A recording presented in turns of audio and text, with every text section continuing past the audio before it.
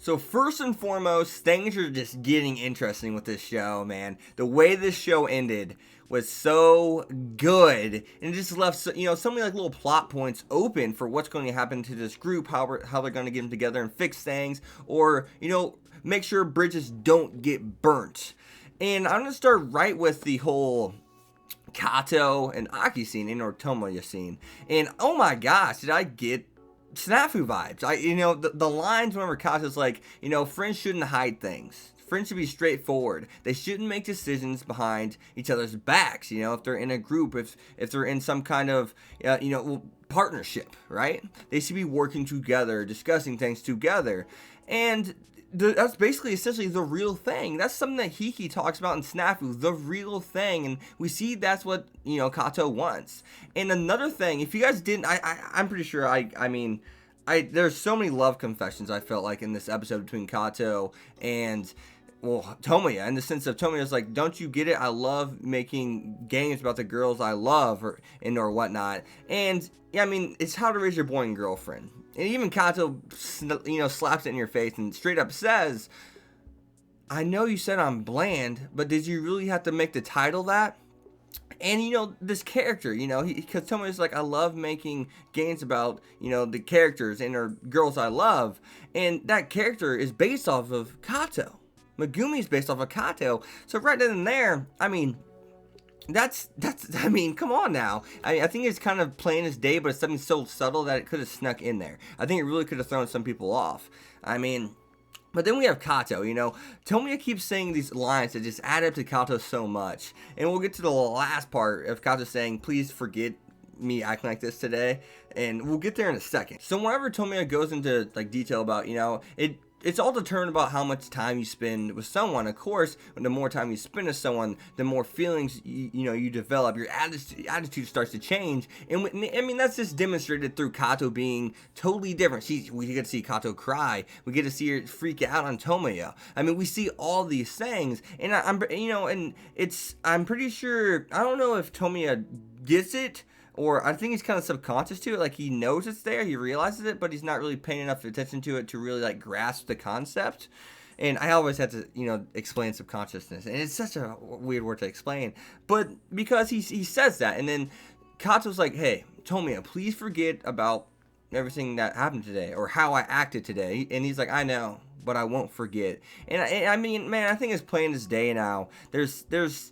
I don't know. Judging by what Kato said, like, what's that mean? How are you going to get Utaha back? What do you mean? Like, what are you going to do? Like, confess your feelings to her or something? Does that mean that he has feelings for Utaha?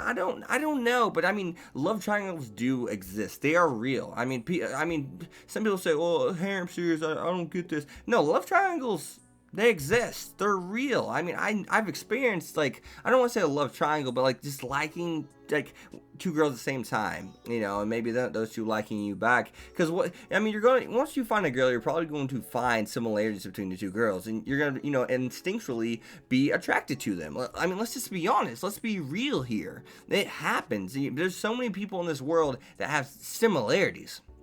Similarities are inevitable, and it makes sense that you could like maybe Utaha and Kato due to, you spent so much time with them. They spent the night at your house multiple times to get this project done. So much time has been spent with them. It makes sense. But seeing Kato, how she was in this crying, man, I just want to go back to that really quick. That was something else. It really shocked me. I was like, wow, you can tell she truly does care.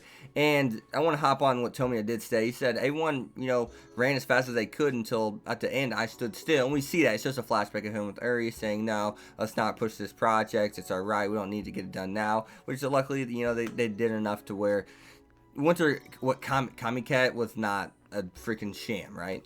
So, that was a perfect example. He did stand still, and I think Lori calls him on that in the limo whenever he's taking him to see Uri at her mansion, in her getaway house, vacation home.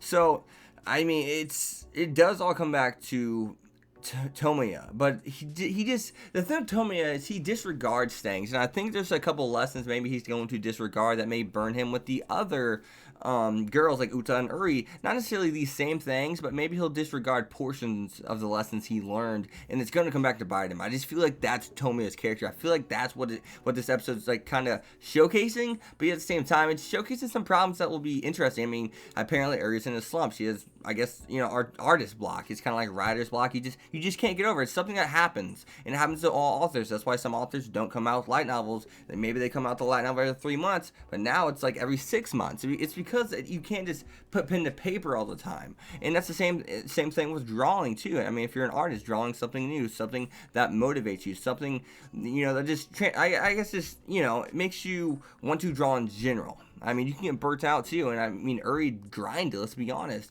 Utaha has a lot of stuff she's going through. She has her own novel. She's already an established author. She's in school, and I don't know. I mean, it's just, I don't know. I don't know what Kato meant by, does that mean confessing your feelings to Utaha?